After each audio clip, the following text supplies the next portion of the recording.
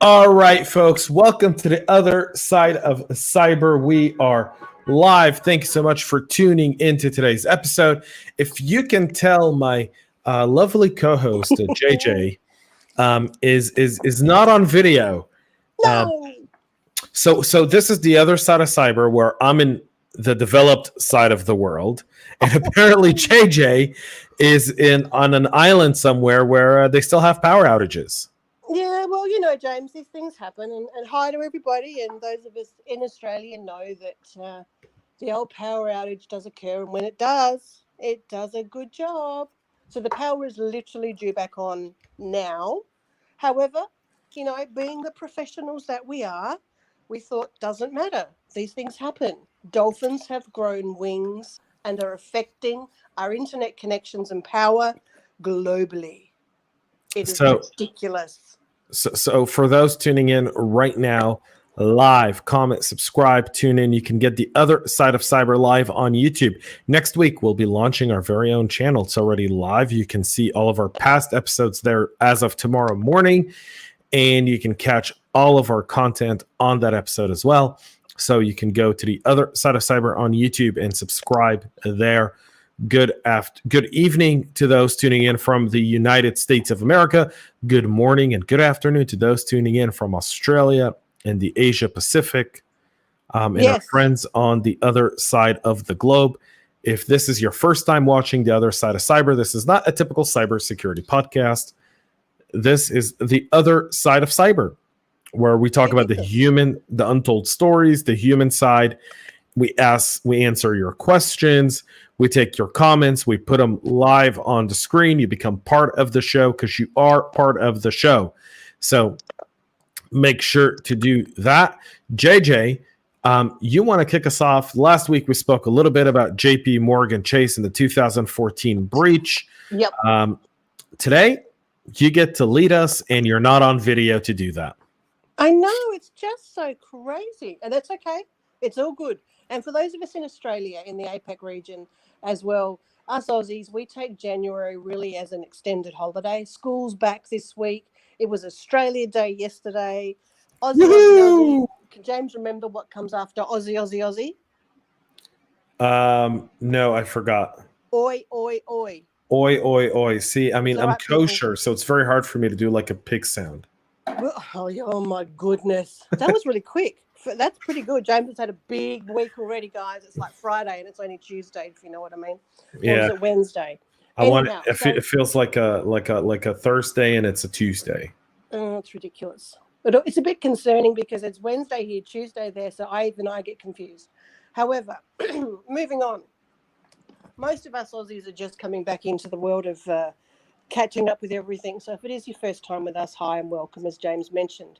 Today, the dramatic press conference that occurred June 19, 2020, Prime Minister Scott Morrison had a big announcement to say. And can I just mention that to add to a little bit of drama to this situation, at the time, I was having surgery, which was sinus stuff, so nothing ridiculously major. And I was laying in a hospital bed, my nose all stuffed up.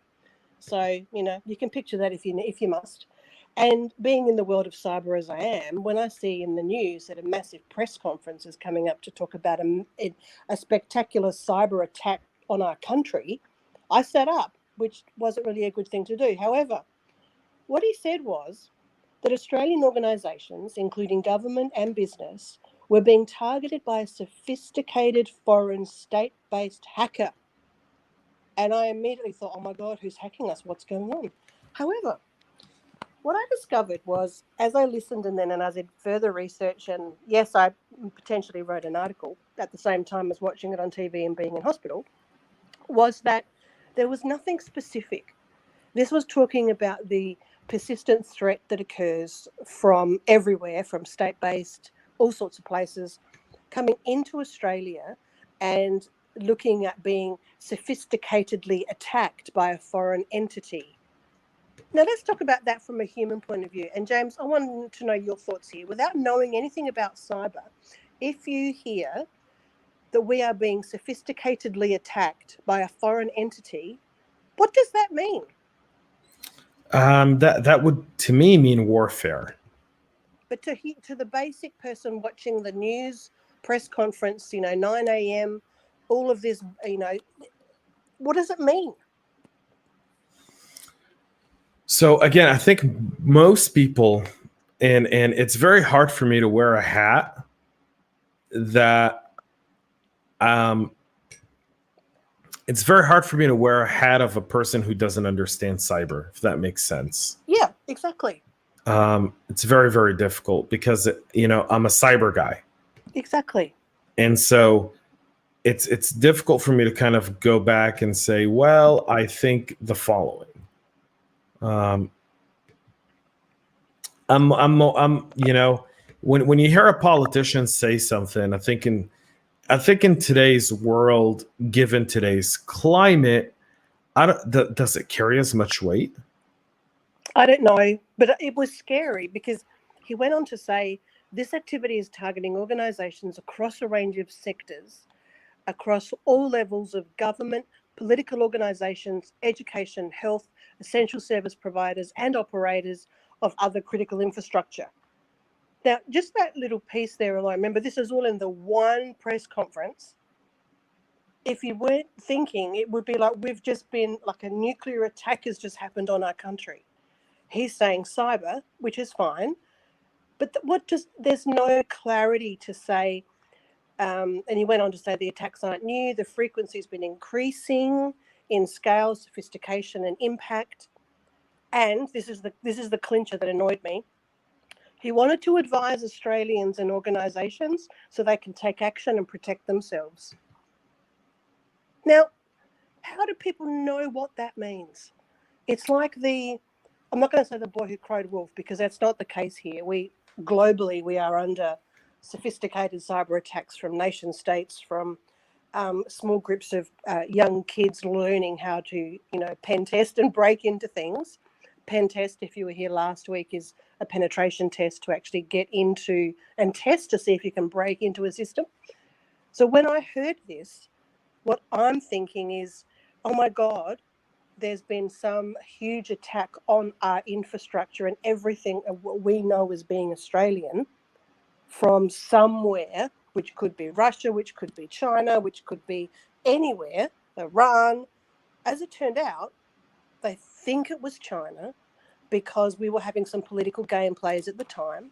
And at this point, I'll just add in that all these opinions and thoughts and commentary is personal stuff from me and James. This is not anyone else's, this is just us talking.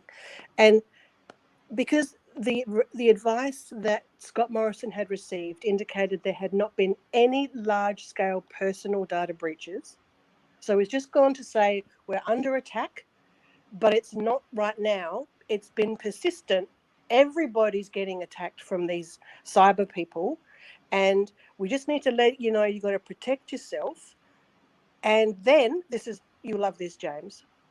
Firstly, patch your internet-facing devices properly and make sure all your servers are up to date with the latest software was the advice that came through.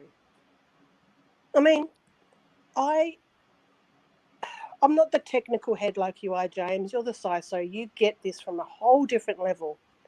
I felt that this was the type of rhetoric or commentary or information that was designed to cause a frenzy of, oh my God, we're under cyber attack. And no one's giving any clarity in the layman's terms of English about how to actually do something here and, take a breath, people, and we've got this under control. Rather than use it as an opportunity to educate, it was an opportunity to create concern. What's your thoughts on that, James? So I'll tell you this. Here we go. Politicians speaking about cybersecurity is like someone Googling how to be a doctor and then talking about it like they've done it. Just doesn't add up. Furthermore, have you ever gotten I think one of the worst things about the internet is the what I like to call the Google doctors, right? Like, let's say you tell someone, I've been having a headache for 3 days, right? Someone will go on DuckDuckGo and search, and they'll be like, I've had a headache for 3 days. You must have brain cancer. Yep. They're like, you need to go get tested. This could be serious. You could have brain cancer. And I'm like, I don't have brain cancer. I just have a headache, probably because I've been hanging out with a dumbass like you. So, right? So there's an aspect of this kind of like armchair, amateur, politician, panicky thing. Now, here's the thing I will say about this, though. Your Prime Minister, Morrison, is absolutely right. Yep. Australia has been for years plundered intellectually by China. Uh-huh. For years, China's just been abusing the continent and the country of Australia. They've been bending laws, taking advantage of loopholes. They've been listing companies on the Australian Stock Exchange only to then delist them. They're known to do real estate fraud and immigration fraud in Australia. Those things are very, very, very, very common. These are actions that are taken not by the Chinese people, folks, but by the Communist Party of China. It's the CCP, the China Communist Party. And so there's an aspect of that which is true, which is you need to raise the alarm, get people concerned, but there's a better way of doing it, right? Agreed. There's a better way of doing it than launching a massive panic campaign. The other challenge with that is if you kind of here's the deal.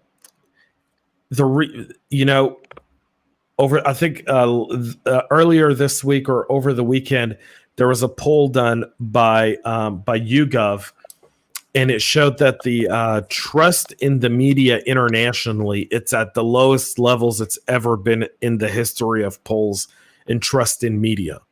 Right. And the trust in the political institutions has also been significantly impacted. And it's also very, very low. And so you have to kind of look at that. And it's very easy to sit here and say, should he have done it different? The question is, had he done it different, wouldn't it have been different? Let me ask you this. As an Australian who at the time was in cyber, laying in a hospital, you see that, you start researching it, you really get to the bottom line. What do you think of it? Well, from my perspective, I was fascinated because I knew that there had been work done late previous 2019 on a new 2020 cybersecurity strategy. So the government, this is in 2019, so the September, October of that year, we all got together as a community around the country and gave our thoughts and opinions and actually submitted info about how we would like to see the strategy move forward for 2020. And then as a cyber community, a lot of us, where is it? Where is it? What's happening? January, February, March, April, May, June. Oh, press conference. And at the time, I didn't join the dots because often you don't join dots until after. And I thought, okay, well, from my point of view, I thought, good, maybe this is part of the process of how we're going to move forward and do something around all of this. But there was it was just a statement rather than like the headache. You've got a headache, you've had a headache for 3 days.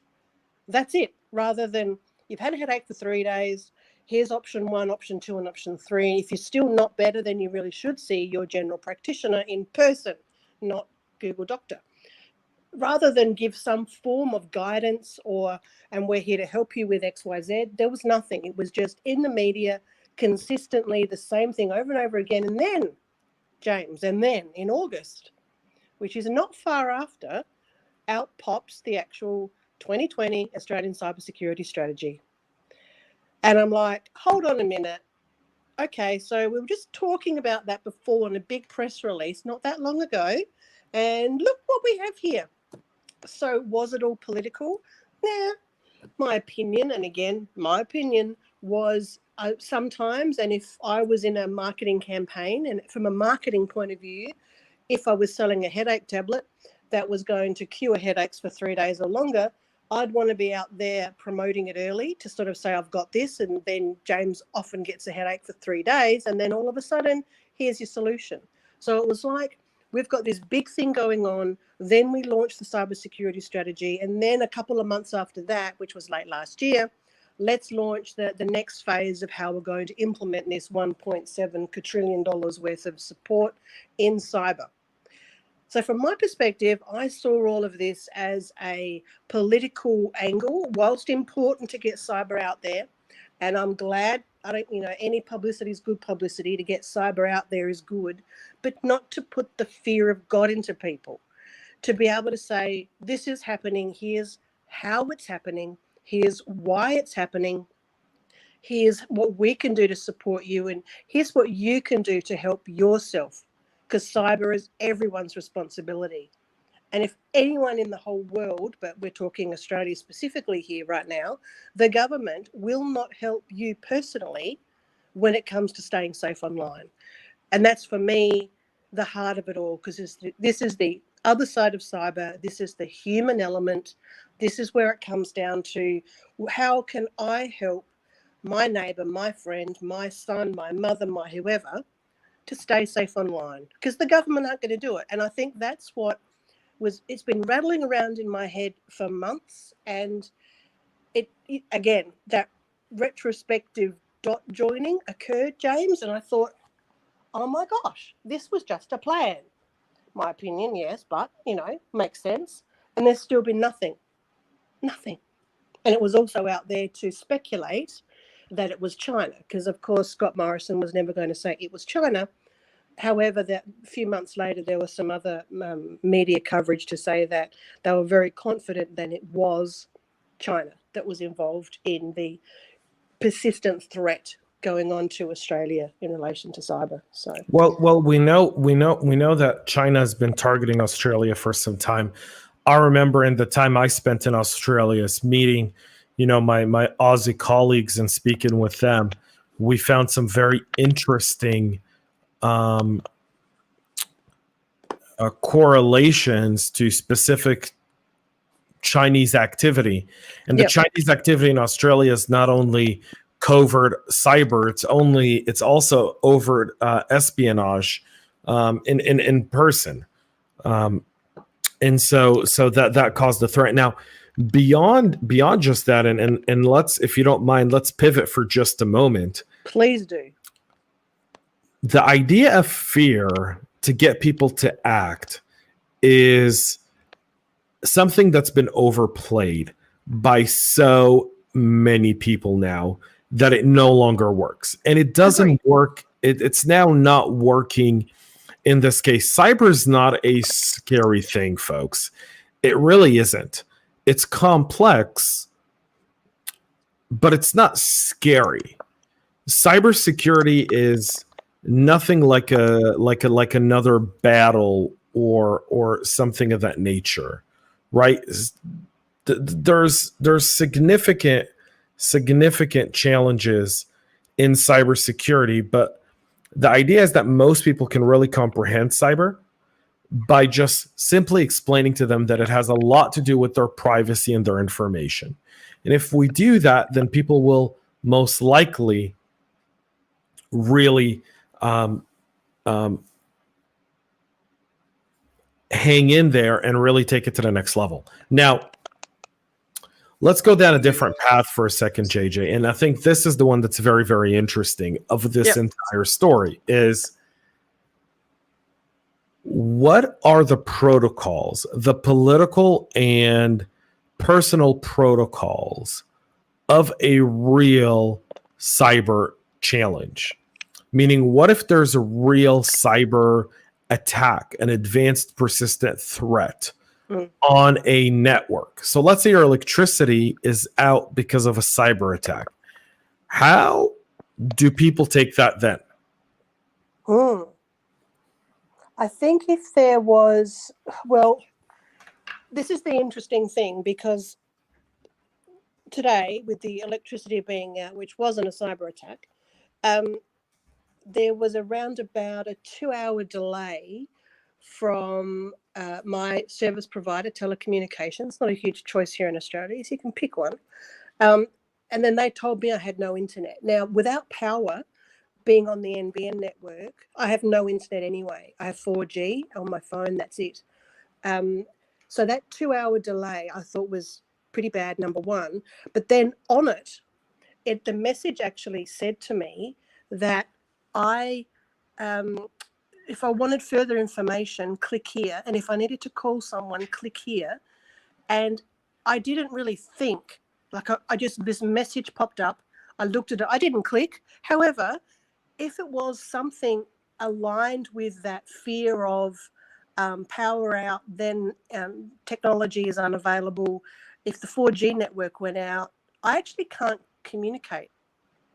I have no option to do anything other than run to someone's house or drive somewhere. So let's just suggest that if today was cyber, and geez, what would I do? How would people take that? It would be akin to a bomb dropping or something being released in the air from a warfare perspective. And I don't think people are, I think it's like COVID. The COVID situation, the global pandemic, no one could anticipate what was going on in that situation. Nobody. And yet here we are. So I wonder if something like that, if a major cyber attack did actually occur on our infrastructure to bring down the likes of our power, which would then affect our technology, we wouldn't be able to use 4G or 5G or 4G, what we all use now, because everybody would be trying to use it. So we'd break it and then we'd have nothing. So why not use that kind of analogy to explain to people the importance of doing your part to stay safe online? Because potentially, and the human element, the other side of cyber, the reason that the whole electricity system came down was more than likely a targeted attack on getting someone, usually a human who isn't aware, to engage in a very nasty email that doesn't look nasty. But whatever you do when you engage with it, you let the cyber criminal into the system to then go and do what they need to do. So this is where, for me, I don't even know if it answers your question, James, but to put it into layman's terms for people to understand how these things occur, like this persistent threat, what does it mean? How does it affect us? And the cyber criminals aren't targeting the person in tech in the electricity company. They're targeting someone else to get into the system. They don't actually care. They look for the path of least resistance. And look, to my gut, there was an opportunity missed. An opportunity was missed to really start to talk to people. What are you sharing there? That looks cool. So I've got the I have the press conference from Scott Morrison here pulled up. Awesome. And in just a moment, I want to share it. Give me just a second here. It was my intention to do that, my friends, but I can't sit at my 14 screens at the moment. So thank you, James. That's awesome. Yeah, it's only given me a little challenge here. I may have to make this a Chrome tab in order for people to be able to hear the audio. Give me just a moment. I know what I did. I pulled it up on the wrong browser. So just a moment while I pull it up here so we can actually see it. This show is brought to you by dolphins. Dolphins who like to attack our technology at any opportunity. You're listening to The Other Side of Cyber with James Adar and Jacqueline Jane. How's that? Is that good? That is absolutely brilliant for those. We're about to see just how bad this was. Here in just a moment. Let me just pull this up here so we can get the audio in. And it'll be worth the wait, my friends. We're going to go to our trusty friends over at Sky News Australia. That is actually I listen to more Sky News Australia than I do to local U.S. television. Wow. I'm not surprised. I think they're pretty decent. Yeah, look, there's one thing I'll say about our media in general here is they're, especially the Sky Group, they do tend to focus on the actual facts and the truth of what's going on rather than, take it down a certain way. Yep. So here we go, folks. Here's the press conference as covered by Sky News, Australia. But the origin of the pandemic is a sensitive topic for China. Australia sparked anger earlier this year merely by calling for an inquiry. It's part of a trend of growing hostility between Beijing and Western allies. And now this. Australian organisations are currently being targeted by a sophisticated state-based cyber actor. This activity is targeting Australian organisations across a range of sectors, including all levels of government, industry, political organisations, education, health, essential service providers, and operators of other critical infrastructure. The Prime Minister was careful to avoid public attribution, but his officials point privately to China. Not true, says Beijing. China is a staunch upholder of cyberspace security, and we have been a victim of cyber attacks. We have been firmly opposing all forms of cyber attacks. Our position has been clear. All right, folks. But Australia isn't alone with its suspicions. The UK last month said laboratories working on coronavirus vaccines were at threat in cyberspace. China-backed hackers. All right, folks. That's enough. What do you think? So one, he did a really good job breaking it down. Sorry for the audio quality there, folks. I know some of it may have been a little crackly, but I thought that was a pretty decent press conference. I mean, he wasn't overly detailed, yet he was kind of notifying organizations. I think that's also an easier way to kind of let China know that we're onto you. The China comment, by the way, made me laugh. Yeah. When I really thought that was more about the political game playing going on at the time about China, because this press conference and this information could come out any day of the year and still be relevant, because we are under attack every day, and it's nothing new. So, I'm one of those people who think that we have the finance report. You probably do as well. Your local news has the This Week in Finance, or the stock report this week, or how are the Australian dollar faring this week. There should be a cyber report every week that talks about what's going on, so that people are aware that these things are happening, but give them context, give them information, give them an idea of, and you can stay safe online by blah, blah, blah. This step, and this step, because the general public aren't in a political boardroom or looking at the security of our country to know what is happening out there. They need to know what their role is, what their responsibility is, and what they can do to contribute. Because when you read all the stuff, when you listen to the complete press conference, it is not aimed at anybody other than an umbrella of a group, rather than, as Australians, we need to do something here, and we can by doing these three simple things. There was that opportunity to call a national press conference. It was missed, and it's really disappointing from my perspective. Well, it would have been good if you had like the head of Australian cyber on there, right? We don't have one of those. So that's a problem. I know. Well, and for our Australian listeners and viewers, we should start an online petition to have a Australian chief of security that reports to the Prime Minister. We have the whole cyber situation is split up. I can't articulate it as beautifully as someone who did last week. I'm like, wow, you just did that beautifully. However, there's 4 elements of cyber and 4 different people to look after it, 4 different groups. we were hoping to have a Minister of Cybersecurity who would actually take all of it on board.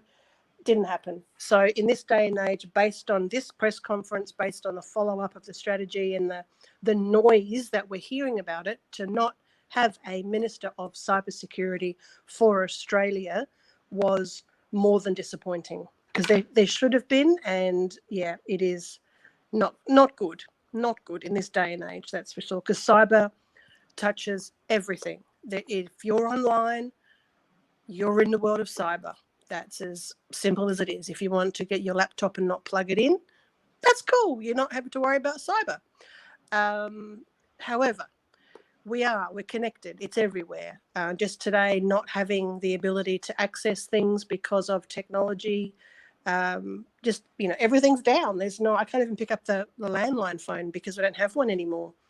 It's, very disappointing not to have a head of cyber.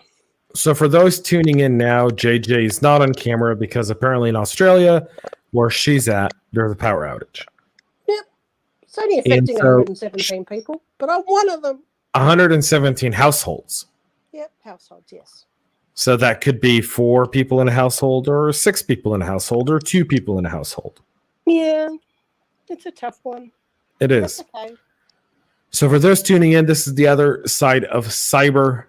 We're talking about 7 months ago when Prime Minister Scott Morrison of Australia conducted a news conference indicating that there is a cyber attack on most of the Australian corporate infrastructure and government organizations, and that this specific attack is leading the government to might have to take action. And so a very interesting discussion nonetheless. I'm curious in reading some of the comments on some of the videos there of people's reaction from a waste of time to this is serious and needs to be addressed. And we can obviously argue those points day in and day out. More importantly, it's the idea of the psychological mind of your adversary. So this one, in this case, being that all fingers really did point to China. And on the other end is really giving notice and really trying to build together a national coalition. And in most cases, the way politicians bring people together is to find a common enemy. And that's been common across all of mankind, where in order to bring these groups together, we find a common enemy that we all can agree is bad. In this case, the common enemy really is bad. So it's not like we're pinning the tail on a donkey and trying to say it's not that. China has been a threat actor. In fact, tomorrow on the Tech Town Square, that's all we're going to be talking about is China and the CCP. And so there's an aspect to that is absolutely true, and it's also very concerning because it's the edge. And so the untold story of this side of cyber is, when do politicians get to sound the alarm? What does that alarm sound like, and what should people really take out of it? JJ? Well, I think there needs to be a consistent message of, here's what's going on. Like, here's the cyber threat landscape as we see it. If there's an increase, fantastic, talk about it. But on the flip side of that, there needs to be a program in place, a campaign, something, excuse me, that gives us as the human who is unfamiliar with what does that mean in layman's terms? Like, you're calling an advanced persistent threat, you're talking about state actors, you're talking about attacks on infrastructure. What does that mean? So bring it down, talk about it, that I understand it, that everybody can understand it, and have something in place that enables me to know what I can do to protect myself. It would be like saying, if there was wearing masks at the moment for COVID-19 and what to do to keep yourself safe from that. If the government just said, just keep yourself safe, people, just don't catch this disease, okay? Just keep yourself safe. And that was it. They left it at that. We'd be in more trouble globally. We're doing really well here because the government said, and this was Scott Morrison, he did a really good job. The whole government in Australia has done a fantastic job in their response to COVID, because once they said it, they then said, and here's what you can do. We've put out information to say, if you're owning a restaurant, these are the rules you have to abide by. For every general person, so for the everyday person, you must wear a mask. If you're going to go into places, you need to scan using an app and a QR code. We need to be able to trace you because of these reasons. There was not just a statement made here, James, with COVID. There was, here's the things you do, here's what we're doing. There wasn't, there's a few issues with states not letting other states in and the rules being different and a lot of confusion, but there was consistent communication. There were guidelines, they were updated. There was mea culpa happening, we did that wrong, we're going to redo that again. Here in my state, it's been amazing. And we don't have to wear masks right now in my state because there was such clarity. So now if we flip this to cyber, it'd be like saying we're under an advanced persistent threat by state actors for cybersecurity. Everybody out there needs to protect their stuff and have a good day. Without saying, and here's how you protect your stuff. Here's how we're going to keep you informed. Here's the different things going on out there. Daily, sometimes hourly press conference were going on here about COVID. And we get one bang press conference about cyber, which is going on every single moment of every single day.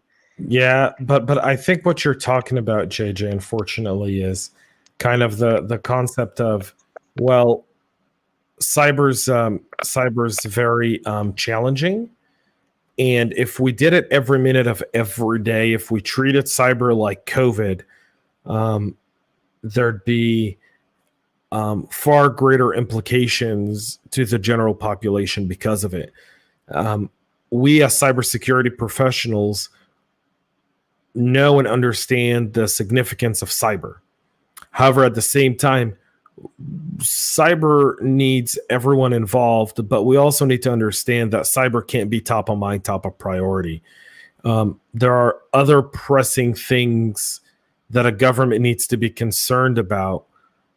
And there's some stuff where it's kind of private enterprise doing private enterprise, government dealing with government, and you have to deal with it kind of on your own. And that's the internet.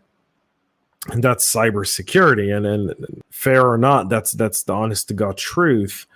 So comes a point in time where we talk about other pressing things like, creating jobs and national security. And while cybersecurity is a significant part of national security, it's easy to overlook cyber because cyber doesn't involve people with big guns going somewhere and taking something. And it doesn't have dead bodies on a street somewhere bleeding, and it doesn't have injuries, and it doesn't leave people. Cyber is the theft of digital. And until people start to comprehend what the theft of digital really means, there's not going to be what you want, which is a more serious approach to cybersecurity, because the theft of digital is victimless. And as long as cyber is a victimless crime in the eyes of the media, in the eyes of many politicians, while they see it as a threat, they see the threat of a drunk driver killing someone more imminent because it has more political repercussions than the threat of a cyber attack on an organization, because that's in the news cycle. You flex some muscles, you do a few news conferences, it dies out, and lo and behold. And we see that with SolarWinds. A month ago, SolarWinds was headlines everywhere. Today, if you're not reading a cybersecurity publication, you're not hearing about it. Look, that is a good point, James. And yes, we couldn't do it to the level of COVID because it would just drown out the message at the end of the day. What if we, as you said, with the cars and deaths on the roads these days, which unfortunately are everywhere, what about if we looked at it as a medium ground, a middle ground, to say, all right, we need to bring forward this shame that goes around if you've been a victim of a cyber crime, whether that be an individual, a small business, medium, large, whoever it is. There's still a lot of ego around that. There's still a lot of shame and embarrassment that you fell for something because you were tricked, because that's what it is all about. It's not about it's like a magician, doing something with the right hand while the left hand's doing something else. That is what the cyber criminals are doing to get in. Once they're in, they're using all their skills to, cause havoc and chaos.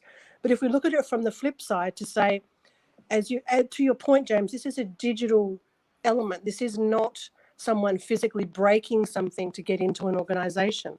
This is unseen. And I'll even take it to mental illness.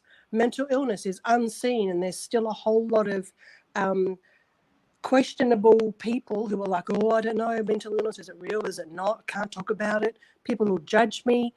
Same with the digital crimes. It's online. No one sees it. I don't want to tell anyone I lost $500 or $10,000 or we were breached.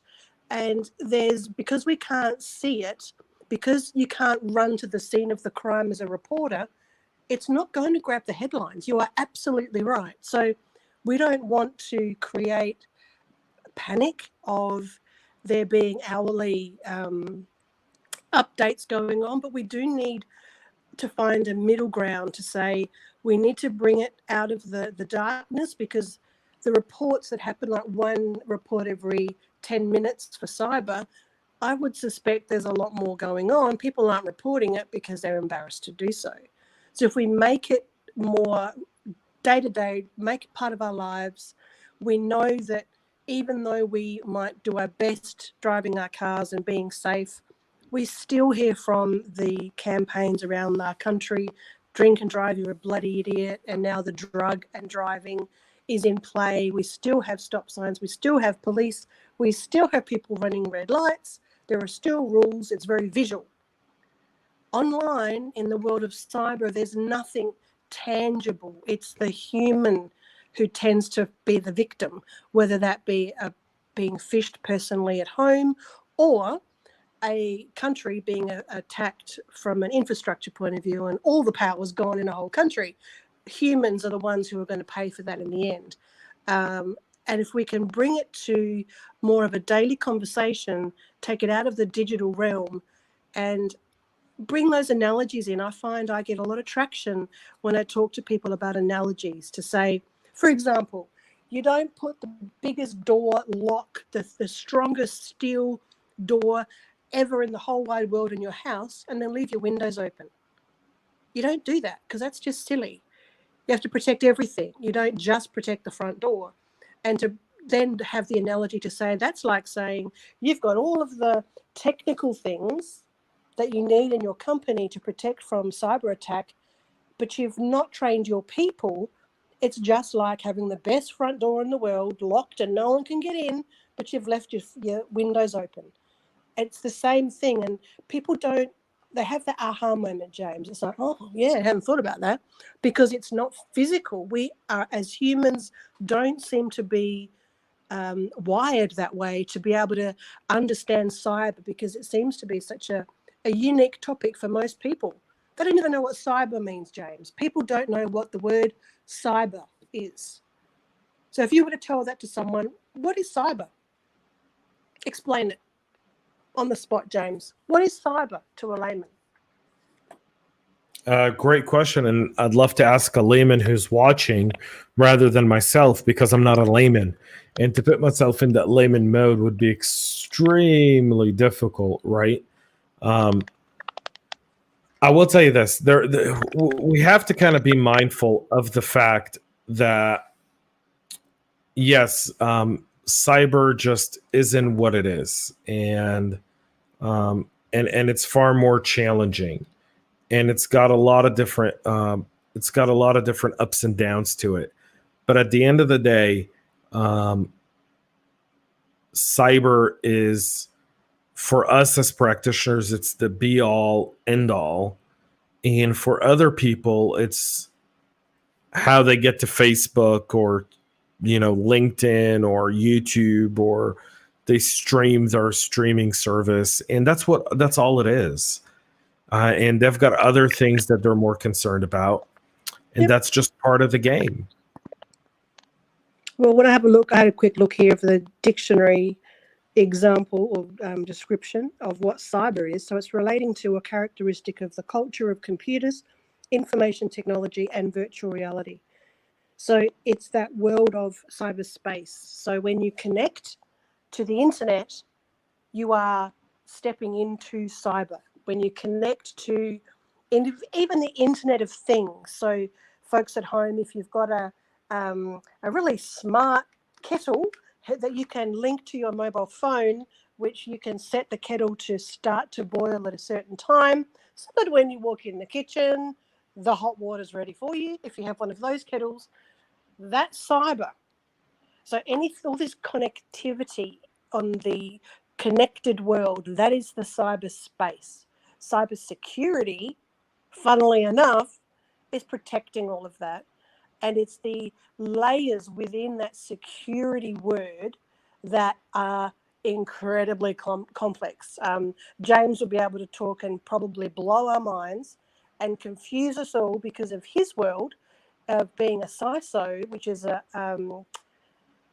Chief Information Security Officer, is looking at the technological element of protecting systems from cyber criminals. So you have all sorts of software, hardware, and amazing things to stop them coming in. The other side of it, the other side of cyber, is the human element. And some people will say 70 up to 90% of successful breaches of cyber criminals to come into a system is due to human error. Human error is not always technological. It could be the non-tech stuff, the Android element as they call it, where you might accidentally throw out a box of confidential paperwork in the bin and someone picks that up, because why wouldn't they? It'd be very interesting, depends on where you work. So there's this whole other side of cyber, hence us deciding that we really need to talk about both sides here. And I think I was very confronted with a session I did a few months back with a group of mature women who were trying to understand and get their head around cyber. And I started to talk and one put their hand up and she said, "What's cyber?" That's why I bring it up today, because even people don't know what the word means, don't know what cybersecurity means. And that is a terrifying thought to me, because we need to know what it means. If we're on the internet, we need to know, and we need to protect ourselves. It's like saying to a 10-year-old kid who's never driven a car, "Here, go drive this Maserati." Off you go with nothing and expect them to be safe. It's a fascinating thing. I know I went way off tangent, James, but you know me, I have a habit of doing that. It's quite okay. We're almost out of time for all of those tuning in. And so I want to say that you're absolutely right. And we're going to address this again next week, folks. This show is live weekly on Wednesday, late mornings in APAC, and Tuesday evenings in the US. So you can tune in and watch us live, comment, and subscribe to the other side of cyber. Next week, we're going to have another very, very interesting, amazing topic. So you'll want to tune in next week as we get into various cybersecurity stories and how they have an impact on the humans. Until then, folks, thanks so much for watching. JJ, take us away. Oh, I'm on the other side of the world. Thank you, everyone, for tuning in. Thank you all for taking the time to join us today. And don't be scared to ask questions next time when you come back next week. Subscribe. We appreciate you all. And James, it's been wonderful again talking to you about the other side of cyber. And until next week, people, stay safe online. Bye-bye. Bye-bye, folks.